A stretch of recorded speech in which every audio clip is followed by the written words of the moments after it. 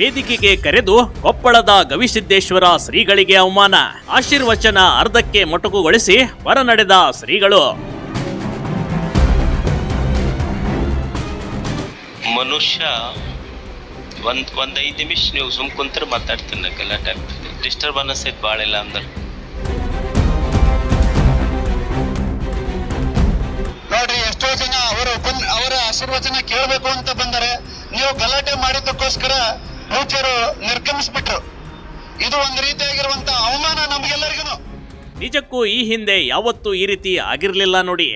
ಶ್ರೀಗಳು ಈ ರೀತಿ ನಡೆದುಕೊಂಡವರೇ ಅಲ್ಲ. ಆದ್ರೆ ಇದೇ ಮೊದಲ ಬಾರಿಗೆ ಕೊಪ್ಪಳದ ಗವಿಸಿದ್ದೇಶ್ವರ ಶ್ರೀಗಳಿಗೆ ಅವಮಾನ ಮಾಡಿರುವ ಘಟನೆ ನಡೆದೋಗ್ಬಿಟ್ಟಿದೆ. ಬಳ್ಳಾರಿಯ ಕಾರ್ಯಕ್ರಮಕ್ಕೆ ಕರೆದು ಆಯೋಜಕರು ಅವಮಾನ ಮಾಡಿದ್ದಾರೆ. ಇದರಿಂದ ಮೌನವಾದ ಶ್ರೀಗಳು ವೇದಿಕೆಯ ಕಾರ್ಯಕ್ರಮ ಅರ್ಧಕ್ಕೆ ಮೊಟಕುಗೊಳಿಸಿ ಹೊರ ನಡೆದಿದ್ದಾರೆ ನೋಡಿ.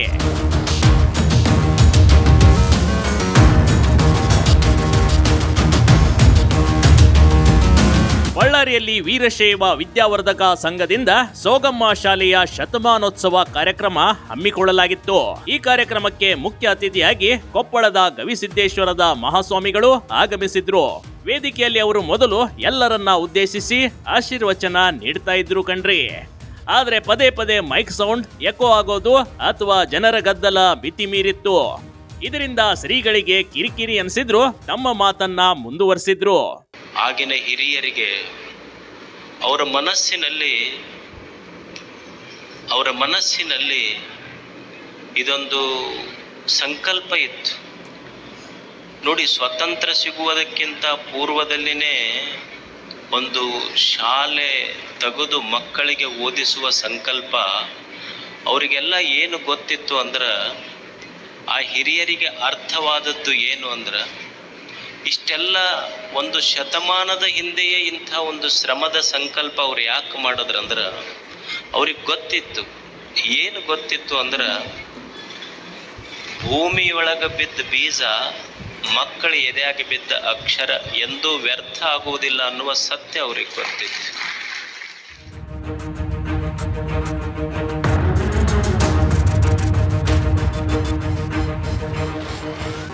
ಶತಮಾನೋತ್ಸವ ಕಾರ್ಯಕ್ರಮದಲ್ಲಿ ಆಯೋಜಕರ ಎಡವಟ್ಟು, ಶ್ರೀಗಳ ಮಾತಿನ ಮಧ್ಯೆ ಹಲವು ಬಾರಿ ರಾಜಕಾರಣಿಗಳ ಸ್ವಾಗತ.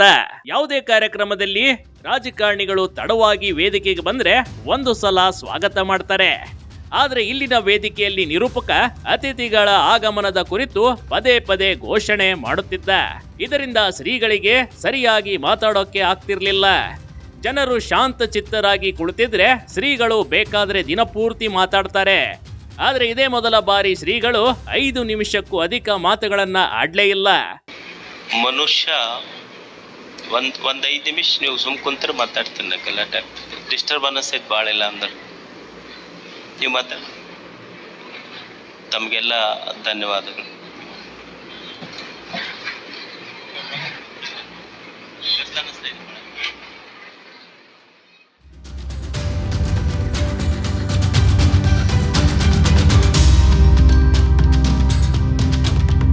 ಕೊಪ್ಪಳದ ಗವಿಸಿದ್ದೇಶ್ವರ ಸ್ವಾಮೀಜಿಗಳು ಮಾತು ಆರಂಭಿಸಿದ್ರು. ಮೈಕ್ ಪದೇ ಪದೇ ಸದ್ದು ಮಾಡ್ತಾ ಇತ್ತು. ಇನ್ನು ಇವರ ಮಾತಿನ ಮಧ್ಯೆ ರಾಜಕಾರಣಿ ಸಚಿವ ಈಶ್ವರ್ ಖಂಡ್ರೆ ಬರುವಾಗ ಗದ್ದಲ ಮತ್ತಷ್ಟು ಜೋರಾಯಿತು ನೋಡಿ. ಮೇಳಗಳ ಸದ್ದು, ಕೂಗಾಟ, ವೇದಿಕೆಯಲ್ಲಿ ಧ್ವನಿವರ್ಧಕದ ಮ್ಯೂಸಿಕ್ ಹೆಚ್ಚಾಯಿತು. ಅಸಮಾಧಾನಗೊಂಡ ಸ್ವಾಮೀಜಿ ತಮ್ಮ ಆಶೀರ್ವಚನವನ್ನ ಅರ್ಧಕ್ಕೆ ಮೊಟಕುಗೊಳಿಸಿ ವೇದಿಕೆಯಲ್ಲಿ ಮೈಕನ್ನ ಈಶ್ವರ್ ಖಂಡ್ರೆ ಅವರಿಗೆ ಕೊಟ್ಟು ನೀವೇ ಮಾತಾಡಿ ಅಂತ ಹೇಳ್ಬಿಟ್ರು.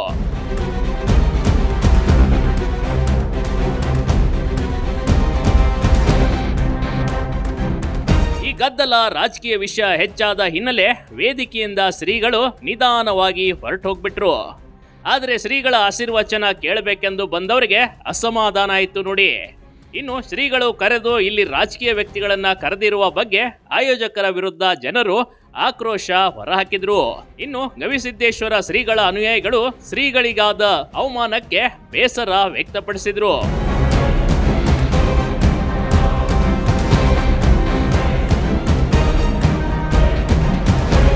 ಆದ್ರೂ ನಮ್ಮ ಕರ್ನಾಟಕದಲ್ಲಿ ಹುಡುಕಿದ್ರೆ ಬೆರಳೆಣಿಕೆ ಅಷ್ಟೇ ಸ್ವಾಮಿಗಳು ಸರ್ವಸ್ವವನ್ನ ತ್ಯಜಿಸಿ ಮಕ್ಕಳ ಹಾಗೂ ಭಕ್ತರ ಒಳಿತಿಗಾಗಿ ಸೇವೆ ಮಾಡ್ತಾ ಇದ್ದಾರೆ.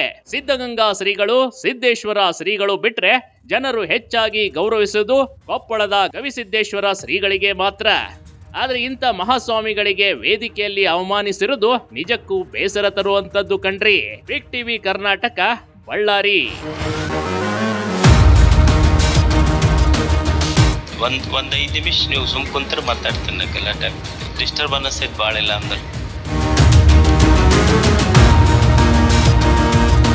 ನೋಡ್ರಿ, ಎಷ್ಟೋ ಜನ ಅವರ ಆಶೀರ್ವಚನ ಕೇಳಬೇಕು ಅಂತ ಬಂದರೆ ನೀವು ಗಲಾಟೆ ಮಾಡಿದ್ದಕ್ಕೋಸ್ಕರ ಪೂಜ್ಯರು ನಿರ್ಗಮಿಸ್ಬಿಟ್ರು.